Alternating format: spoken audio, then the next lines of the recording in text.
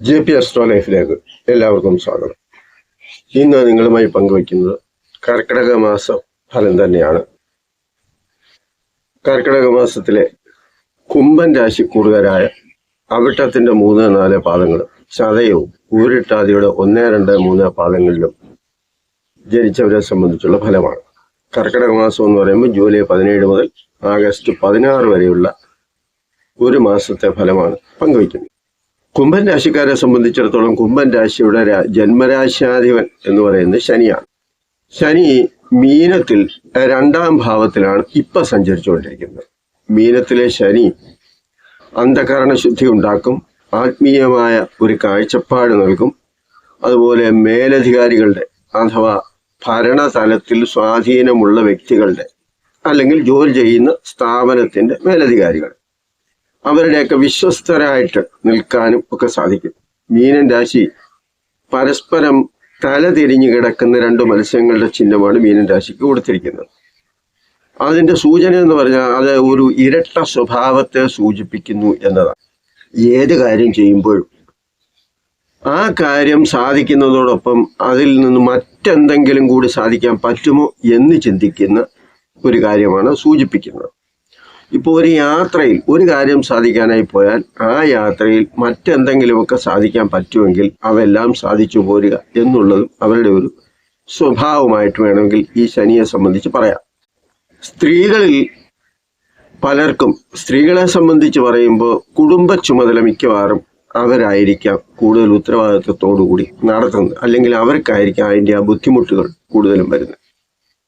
അതുപോലെ കുടുംബത്തിന് വേണ്ടി കഷ്ടപ്പെടുക അല്ലെങ്കിൽ ബുദ്ധിമുട്ടുക ഇതൊന്നും അവർക്കൊരു വലിയ വിഷയമൊന്നും ആയിരിക്കത്തില്ല. അങ്ങനെയുള്ള വിഷമതകളും പ്രയാസങ്ങളുമൊക്കെ അവർ ചിലപ്പോൾ അവരുടെ ജീവിതത്തിൽ ഉണ്ടായെന്നും വരാം.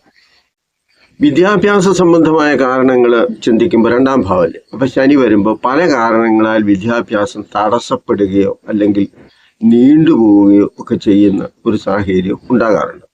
സാമ്പത്തികമായ ബുദ്ധിമുട്ടും ചിലപ്പോൾ നേരിടേണ്ടതായിട്ട് വരും.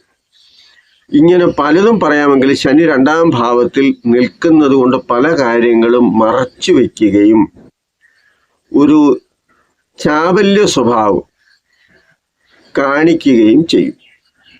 അതായത് ബന്ധുക്കളുമായി പല കാര്യത്തിലും അത്ര നല്ല യോജിപ്പുണ്ടാകണം എന്നൊന്നുമില്ല.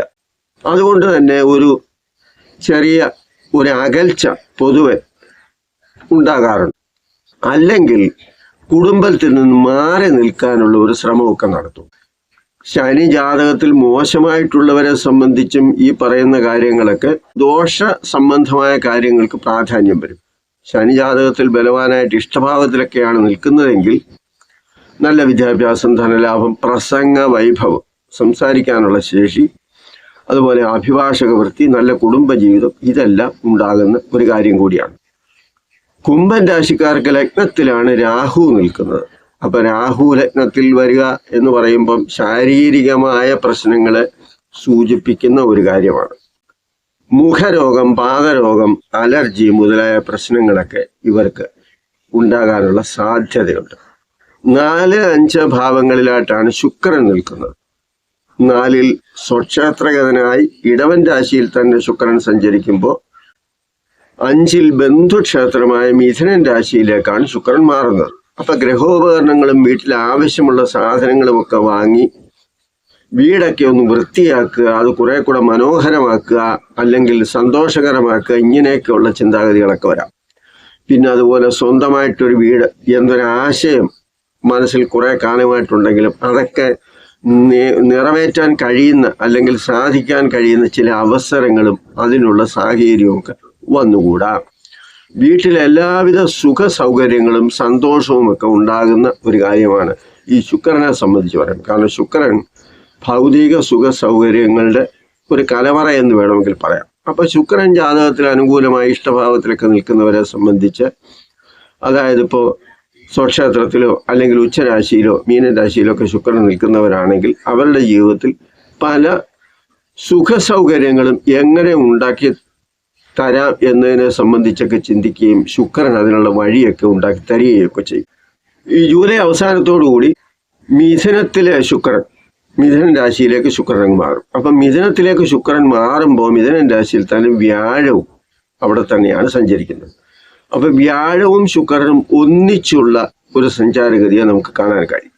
അപ്പൊ സന്താന ഭാഗ്യം, ധനലാഭം, ബന്ധുക്കളുമായിട്ടൊക്കെ ഒത്തുചേരുന്ന ഒരു സാഹചര്യം, നല്ല ബുദ്ധി സാമർഥ്യം, മനസ്സിന് സന്തോഷം, സന്താനങ്ങളുടെ കാര്യത്തിൽ ഉത്സാഹം, പഠനം, ജോലി മുതലായ കാര്യങ്ങളിൽ അനുകൂലമായ സാഹചര്യങ്ങൾ, ഇങ്ങനെയൊക്കെ ഉണ്ടാകുന്ന കാര്യങ്ങൾ എന്ന് പറഞ്ഞാൽ വ്യാഴത്തിന്റെ സ്ഥിതി നോക്കിയാൽ 2ാം ഭാവാധിപനായ വ്യാഴമാണ് 5ാം ഭാവമായി മിഥുനത്തിലേക്ക് വരുന്നത്.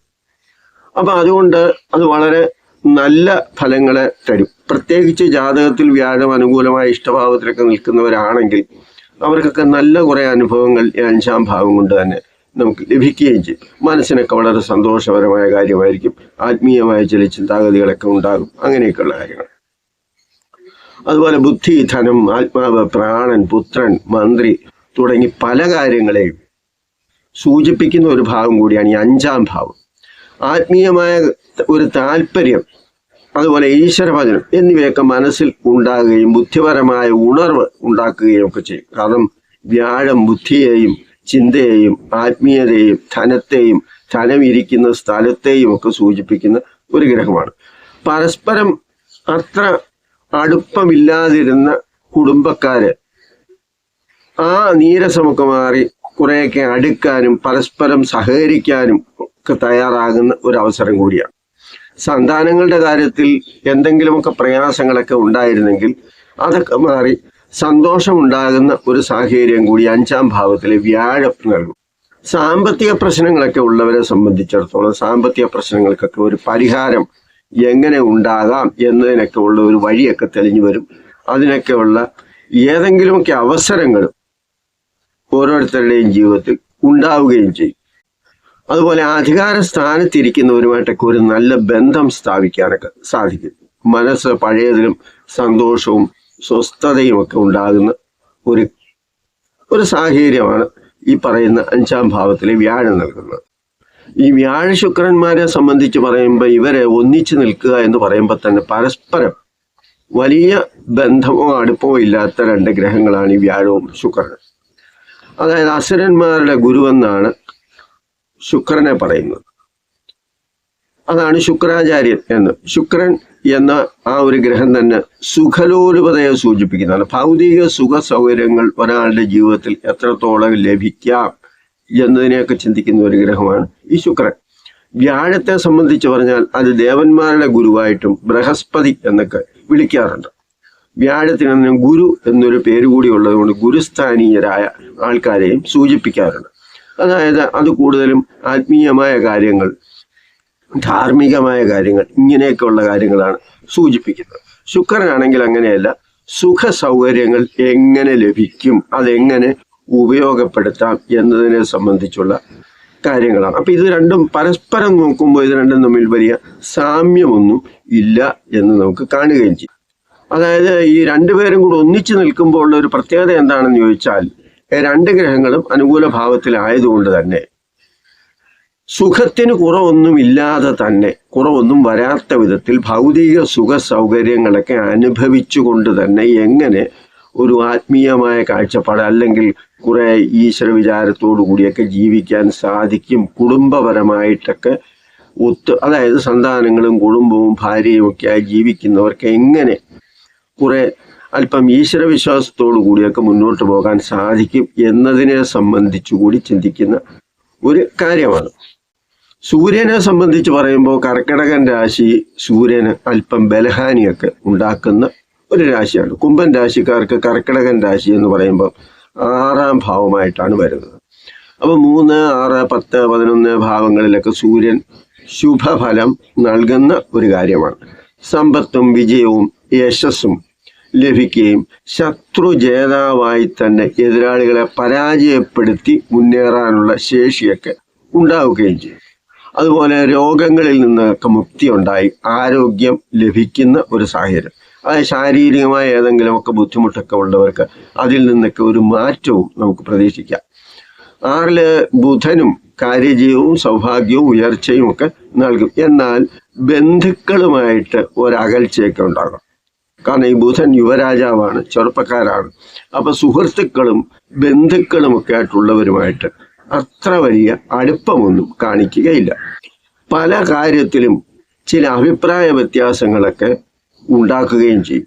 അതുപോലെ മുൻകോപം, ആലോചനക്കുറവ്, ഇങ്ങനെയൊക്കെയുള്ള ചില ബുദ്ധിമുട്ടുകളും ഇവരുടെ ജീവിതത്തിൽ ഉണ്ടാകാം.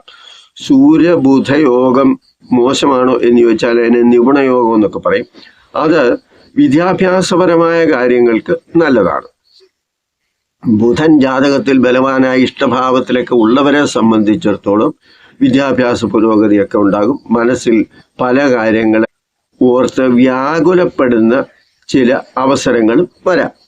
കുംഭൻ രാശിക്കാർക്ക് 7ലും 8ലുമായിട്ടാണ് ചൊവ്വ വരുന്നത്. 7ാം ഭാവത്തിലായാലും അഷ്ടമത്തിലായാലും ചൊവ്വ നിൽക്കുന്നത് ഒരു ശുഭസൂചകമല്ല. 7ാം ഭാവത്തിലും അഷ്ടമത്തിലും ഒക്കെ ചൊവ്വ നിൽക്കുക എന്ന് പറയുമ്പോൾ ഒന്ന് തടസ്സം, രണ്ടാമത് ദാമ്പത്യ ജീവിതത്തിൽ ഏതെങ്കിലും തരത്തിലുള്ള ചില അഭിപ്രായ വ്യത്യാസങ്ങൾ, മാർഗ തടസ്സം, യാത്രയിൽ എന്തെങ്കിലുമൊക്കെ അപകട സാധ്യതകൾ സംഭവിക്കുക. ഏത് കാര്യത്തിന് ഇറങ്ങിത്തിരിച്ചാലും അതെല്ലാം തടസ്സം ഉണ്ടായി മാറ്റിവെക്കുകയോ അല്ലെങ്കിൽ പല പ്രാവശ്യം ഒരു കാര്യം ഒരു പ്രാവശ്യം പോയാൽ സാധിക്കേണ്ടത് പല പ്രാവശ്യം പോയാലും ചിലപ്പോൾ സാധിക്കാത്ത ഒരവസ്ഥ വരാം. പരസ്പരം വാശിയും വൈരാഗ്യവും ഒക്കെ ദമ്പതിമാർക്കിടയിൽ ഉണ്ടാകാം. അതാണ് 7ലും 8ലും ഒക്കെ ഈ ചൊവ്വ വരുമ്പോഴുള്ള ഒരു പ്രത്യേകത എന്ന് പറയുന്നത്. ആരും തോറ്റു കൊടുക്കാനോ ചെറുതാകാനോ തയ്യാറാവത്തില്ല. അഷ്ടമത്തിൽ ചൊവ്വ വരുമ്പോൾ ആരോഗ്യ സംബന്ധമായ ചില പ്രശ്നങ്ങളും പലർക്കും സംഭവിക്കാറുണ്ട്. തട്ട്, മുട്ട്, ക്ഷതം, വീഴ്ച, അപകടം, ഇങ്ങനെയൊക്കെയുള്ള കാര്യങ്ങൾ ഈ കുംഭൻ രാശിക്കാർ വളരെയേറെ ശ്രദ്ധിക്കേണ്ട ഒരു കാര്യമാണ്. കാരണം 7ലും 8ലും ചൊവ്വ നിൽക്കുക എന്ന് പറയുമ്പോൾ അത് നമ്മുടെ ജീവിതത്തെ തന്നെ തടസ്സപ്പെടുത്തുന്ന പല ഘടകങ്ങളും അതിൽ വരാം എന്നതാണ്. ഏറ്റവും മോശമായിട്ട് നിൽക്കുന്ന ഒരു ഗ്രഹമാണ് ഇപ്പോൾ കുംഭൻ രാശിക്കാർക്ക് ചൊവ്വ. അപ്പൊ ചിങ്ങത്തിലെ ചൊവ്വ എന്ന് പറയുന്നത് സുബ്രഹ്മണ്യനെ സൂചിപ്പിക്കും. കന്നിയിലെ ചൊവ്വ ഭദ്രകാളിയെയും സൂചിപ്പിക്കും. കാരണം ഓജരാശിയും യുഗ്മരാശിയും ആയതുകൊണ്ട് ഇങ്ങനെയാണ് അതിൻ്റെ ഒരു സൂചന തരുന്നത്. അപ്പൊ 7, 8 ഭാവങ്ങളിൽ വരുന്ന ചൊവ്വായ കർമാധിപൻ കൂടിയാണ്. കർമാധിപൻ എന്ന് പറഞ്ഞാൽ തൊഴിൽ സംബന്ധമായിട്ട്, ജോലി സംബന്ധമായിട്ട് നമ്മൾ ചെയ്യുന്ന ഏതു പ്രവൃത്തിയാലും, അത് സർക്കാർ ഉദ്യോഗമാകട്ടെ, അല്ലാതെ പ്രൈവറ്റ് ഉദ്യോഗമാകട്ടെ, സ്വന്തമായ ജോലിയാകട്ടെ, യാത്രയാകട്ടെ, എന്ത് തന്നെ ചെയ്യുമ്പോഴായാലും അതിലൊക്കെ ചില പ്രശ്നങ്ങൾ വരാം എന്നതാണ്. കാരണം കർമാധിപൻ ഈ അഷ്ടമത്തിലൊക്കെ വരിക എന്ന് പറഞ്ഞാൽ കർമ്മ തടസ്സം എന്നാണ്. അപ്പൊ എന്തെങ്കിലുമൊക്കെ ജോലി ചെയ്തുകൊണ്ടിരിക്കുമ്പോഴായാലും യാത്രയിലായാലും അതിലൊക്കെ ഉള്ള ചില ബുദ്ധിമുട്ടുകൾ സൂചിപ്പിക്കുന്ന ഒരു കാര്യമാണ്. അതുപോലെ പങ്കാളിയുമായിട്ടുള്ള ബന്ധത്തിൽ ചില പ്രശ്നങ്ങളൊക്കെ വരാം. ചെറിയ അഭിപ്രായ വ്യത്യാസമാണെങ്കിലും അത് ചിലപ്പോൾ ഒരു വലിയ വിഷയമായിട്ട് വന്ന് അതൊരു വലിയ പ്രശ്നമായിട്ടൊക്കെ അവരുടെ ജീവിതത്തിൽ, ചിലരുടെ ജീവിതത്തിലൊക്കെ ഉണ്ടാകാം. എന്ന് പറയാൻ ചെറിയ ചെറിയ കാര്യങ്ങൾ അത് വലിയ പ്രശ്നമായി വളർത്തിക്കൊണ്ടുവരാനും ഈ ചൊവ്വായ്ക്ക് സാധിക്കും എന്നതാണ്. അതിൻ്റെ ഒരു പ്രത്യേകത എന്താണെന്ന് ചോദിച്ചാൽ, ചൊവ്വായും അഷ്ടമത്തിലെ ചൊവ്വായ്ക്ക് മീനത്തിൽ നിൽക്കുന്ന ശനിയുമായിട്ടൊരു ബന്ധം വരുന്നു. അപ്പൊ ശനിയും ചൊവ്വായും തമ്മിൽ ഉള്ള ഒരു ബന്ധമെന്ന് പറഞ്ഞാൽ തന്നെ അതിനെ അഗ്നിമാരുത യോഗം എന്നൊക്കെ ഞാൻ നേരത്തെയും പറഞ്ഞിട്ടുണ്ട്. അതിൻ്റെ കാരണം എന്താണെന്ന് ചോദിച്ചാൽ, ചെറിയ വിഷയങ്ങളായാലും നമ്മുടെ സാമൂഹികമായ കാര്യങ്ങൾ എടുത്താലും, ഇപ്പോൾ പത്രങ്ങളോ അല്ലെങ്കിൽ TV-യോ വാർത്താ മാധ്യമങ്ങളോ ഏത് പരിശോധിച്ചാലും ഒരു നിസ്സാര കാര്യമാണെങ്കിൽ പോലും അതിനെ എത്രമാത്രം വലുതായി വഷളാക്കാൻ സാധിക്കും എന്നതിനെ സംബന്ധിച്ച് ഗവേഷണം നടത്തുന്ന ചില കാര്യങ്ങളൊക്കെ നമുക്ക് കാണാൻ സാധിക്കും. അതുപോലെയാണ് നിത്യജീവിതത്തിലും സംഭവിക്കുക. അതുകൊണ്ട് എന്താണ് ചെയ്യേണ്ടതെന്ന് ചോദിച്ചാൽ, നിങ്ങൾ അതായത് ചൊവ്വ അനുകൂലമല്ലാതെ ജാതകത്തിൽ നിൽക്കുന്നവരാണെങ്കിൽ അത് വളരെയേറെ ശ്രദ്ധിക്കുകയും സുബ്രഹ്മണ്യനും ഭദ്രകാളിക്കും നിങ്ങളെ കൊണ്ട് പറ്റുന്ന വഴിപാടുകൾ ചൊവ്വാഴ്ച ദിവസം നടത്തുക. ചൊവ്വാഴ്ചയാണല്ലോ ഈ ചൊവ്വ എന്ന് പറയുന്നത് ചൊവ്വ ദിവസത്തിന്റെ പ്രത്യേകതയുള്ള ദിവസമാണ്. അപ്പൊ പൊതുവെ ചൊവ്വാഴ്ചയും നിങ്ങൾക്ക് വലിയ അനുകൂലമൊന്നും ആയിരിക്കത്തില്ല, ശനിയാഴ്ചയും അത്ര വലിയ ഗുണമൊന്നും നിങ്ങളുടെ ജീവിതത്തിൽ ഈ സമയത്ത് ഉണ്ടാകത്തില്ല. അപ്പൊ അങ്ങനെ വരുമ്പോൾ ചൊവ്വാഴ്ച ദിവസം സുബ്രഹ്മണ്യന്റെ ക്ഷേത്രത്തിൽ പഞ്ചാമൃതമോ അല്ലെങ്കിൽ നിങ്ങൾക്ക് പറ്റുന്ന വഴിപാടോ ഒരർച്ചനയെങ്കിലും നൽകി അവിടെ പോയി പ്രാർത്ഥിക്കുക. അതുപോലെ തന്നെ ഭദ്രകാളി ക്ഷേത്രത്തിലും ചൊവ്വാഴ്ച തന്നെ അത് രക്തപുഷ്പാഞ്ജലിയോ അല്ലെങ്കിൽ അതുപോലെയുള്ള ചുവന്ന കുറെ പൂക്കൾ പറിച്ചെങ്കിലും അവിടെ കൊണ്ടുവന്ന് കൊടുത്തൊരു അർച്ചന നടത്തുക. നിങ്ങളെ കൊണ്ട് പറ്റുന്ന കാര്യങ്ങൾ എന്താണോ അതൊക്കെ ചെയ്യുമ്പോൾ സ്വാഭാവികമായിട്ടും ഈ ചൊവ്വയുടെ ഒരു തീവ്രത, ദോഷത്തിൻ്റെ ഒരു തീവ്രത കുറയ്ക്കാനും, പിന്നെ ഈശ്വര വിചാരത്തോടു കൂടി ഇങ്ങനെയൊക്കെയുള്ള കാര്യങ്ങൾ ഇച്ചിരി മോശമായ സമയമാകാം എന്നുള്ള ഒരു വിചാരത്തോടു കൂടിയൊക്കെ മുന്നോട്ട് പോകുമ്പോൾ അതിനൊക്കെ ഒരു പരിഹാരം വരും. ഇപ്പൊ ഇത് കാണുന്നവർ ചിലപ്പോൾ പറയും നെഗറ്റീവാണല്ലോ പറയുന്നത്. ഇങ്ങനെയുള്ള കാര്യങ്ങൾ മറച്ചു വെക്കുന്ന എന്തിനാ? കാരണം നിങ്ങളുടെ ജീവിതത്തിൽ ഏതെങ്കിലും ഒരു ഗ്രഹം നല്ലതാണെങ്കിൽ ആ ഗ്രഹത്തിന്റെ അനുകൂലമായ ഒരുപാട് ഗുണങ്ങൾ നിങ്ങൾക്ക് ലഭിക്കും. മോശമാണെങ്കിലോ ആ മോശമായ ഗ്രഹം എന്തിനെയാണോ സൂചിപ്പിക്കുന്നത് അത്തരത്തിലുള്ള കാര്യങ്ങളും ദോഷമായി തന്നെ അനുഭവത്തിൽ വരാം. അത് വരാതിരിക്കാൻ വേണ്ടിയാണ് ഇത്തരം കാര്യങ്ങൾ ഏത് ഗ്രഹമാണ് എന്ന് സൂചിപ്പിച്ച് തന്നെ നിങ്ങളോട് പങ്കുവയ്ക്കുന്നു. ഈ വീഡിയോ നിങ്ങൾക്ക് ഇഷ്ടപ്പെട്ട് കാണും എന്ന് ഞാൻ വിചാരിക്കുന്നു. ഇഷ്ടപ്പെട്ടാൽ മറ്റുള്ളവർ കൂടി ഷെയർ ചെയ്ത് കൊടുക്കുക. നന്ദി, നമസ്കാരം.